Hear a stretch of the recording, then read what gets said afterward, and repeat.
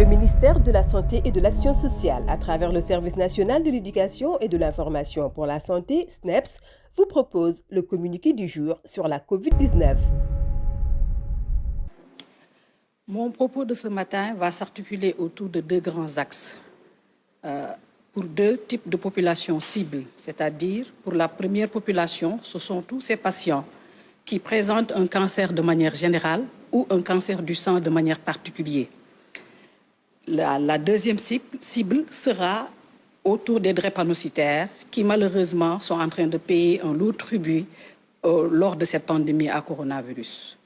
Pour la première population, c'est-à-dire les cancéreux et de manière particulière les cancers du sang, nous exhortons tous nos patients à aller se faire vacciner. Mais cette vaccination obéit à des règles.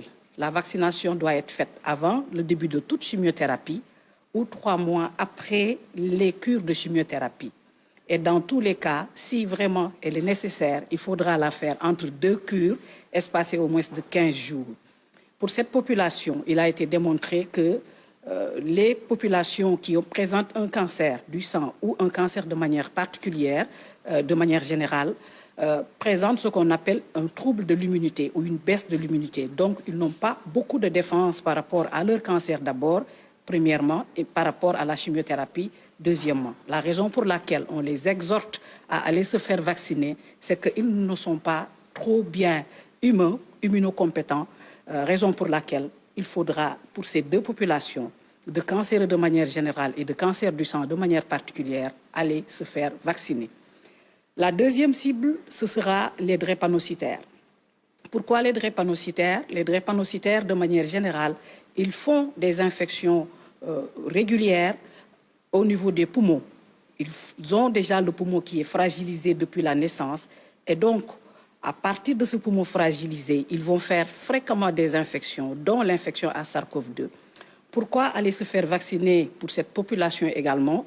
Parce que ces infections pulmonaires, qui peuvent être à germe banal comme à germe spécifique ou à SARS-CoV-2, peuvent engager un pronostic vital. C'est la raison pour laquelle de plus en plus en milieu de pédiatrie, on assiste à des cas sévères chez cette population de drépanocytaires enfants plutôt. Chez les adultes, heureusement, il n'y a pas encore à ce jour de décès répertoriés au cours de la population drépanocytaire. Deuxième élément, au cours de ces vaccinations chez les drépanocytaires, il faudra également la faire chez les femmes drépanocytaires enceintes. Cette vaccination, elle est obligatoire depuis quelques semaines. Chez ces femmes drépanocytaires et les femmes enceintes de manière générale, il faudra insister sur la vaccination à partir du 4e mois de grossesse. N'oubliez pas que la vaccination également est devenue obligatoire chez ces femmes enceintes à partir du 4e mois de grossesse pour éviter les complications sévères.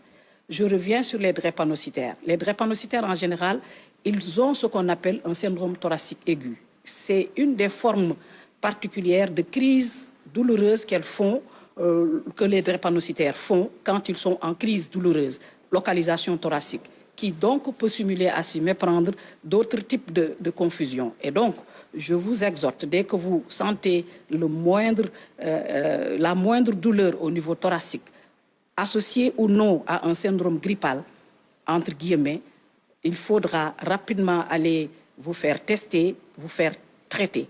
On préfère, chez ces populations, faire un traitement par excès que par défaut. Aimez et partagez sur vos réseaux sociaux.